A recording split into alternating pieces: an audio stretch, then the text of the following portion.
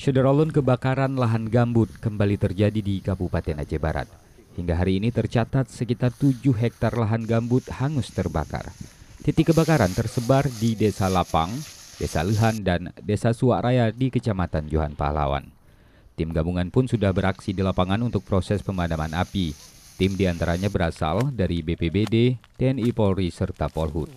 Lokasi kebakaran yang sulit dijangkau kendaraan membuat petugas harus bekerja ekstra untuk proses pemadaman. Beberapa di antaranya menyiramkan air secara manual, sementara di bagian lainnya dilakukan dengan selang air dengan bantuan mesin robin. Saya ini karena jauh dari sumber air, makanya menggunakan alat dengan seadanya.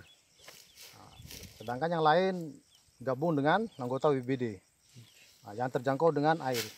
Untuk kebakaran sendiri itu bagaimana kondisinya Pak? Apa terus meluas atau bagaimana titiknya? Untuk sementara ini tinggal bara api. Untuk apinya memang udah padam, tinggal asap dengan bara api yang ada di dalam tanah. Kendala dari teknik sendiri apa itu Pak dari pemadaman ini? Kendalanya, yang pertama kendalanya ya sumber air, kemudian selang itu tidak bisa menjangkau, terbatas. Dari Melabuh, Rizwan, Serambi On TV.